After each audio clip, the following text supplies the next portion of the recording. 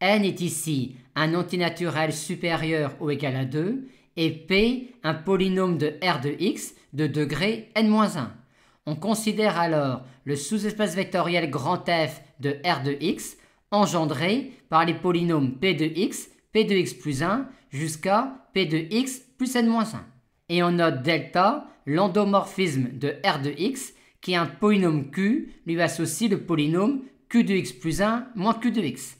Et dans la question 1, on nous demande de montrer que quand on applique l'opérateur delta un nombre quelconque de fois au polynôme p que l'on a fixé ici, on obtient toujours un polynôme de grand F qui est le sous-espace vectoriel de R de x engendré par ces polynômes-là.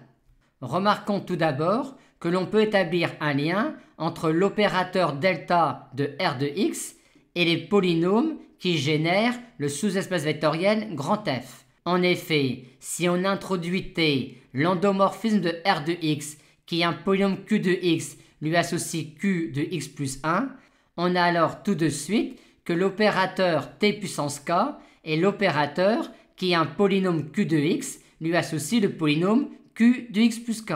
Aussi, on sait déjà que tous ces polynômes-là appartiennent à grand F pour k allant de 0 à n-1.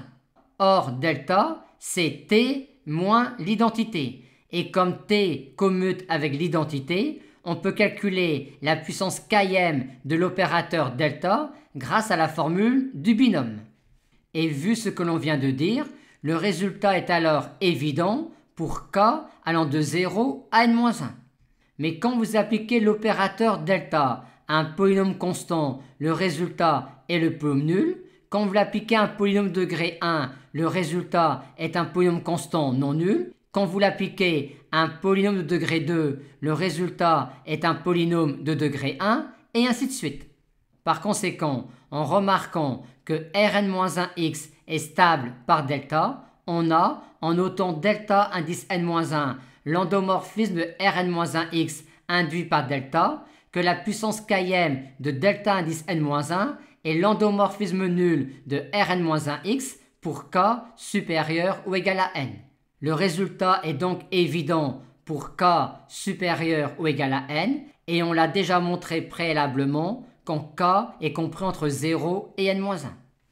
On nous demande maintenant de montrer que cette famille-là constitue une base de Rn-1x. Rn-1x est un espace vectoriel de dimension n et on a ici une famille de n vecteurs de Rn-1x. Par conséquent, pour montrer le résultat demandé, il suffit de montrer que soit cette famille-là est une famille libre, soit que cette famille-là génère Rn-1x.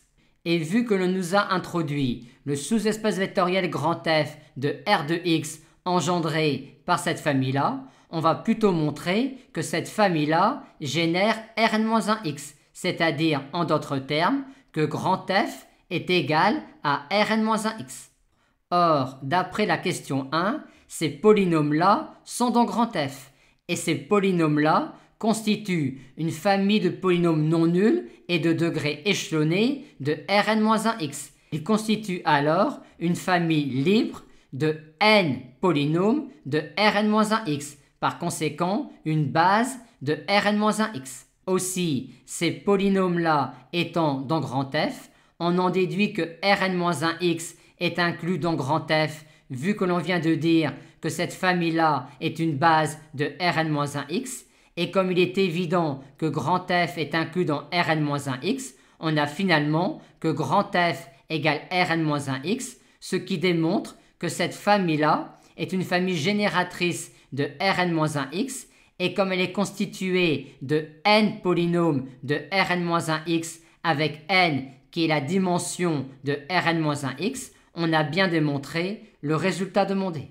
Dans la question 3, on nous demande de montrer qu'il existe n réels alpha 1, alpha 2, alpha n, tel que pour tout polynôme q de Rn-1x, on a une relation de ce style-là.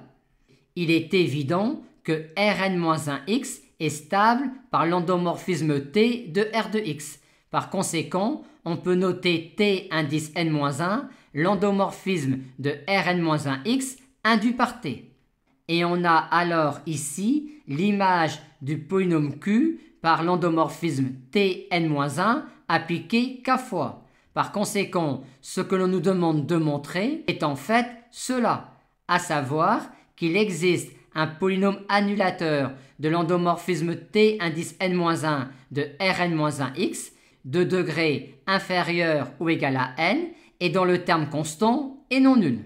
Or, x puissance n étant un polynôme annulateur de delta indice n-1, on en déduit alors que x-1 à la puissance n est un polynôme annulateur de t indice n-1 et on a donc bien alors un polynôme annulateur de t indice n-1 de degré même exactement petit n et dont le terme constant n'est pas nul, ce qui nous permet alors de répondre à la question posée.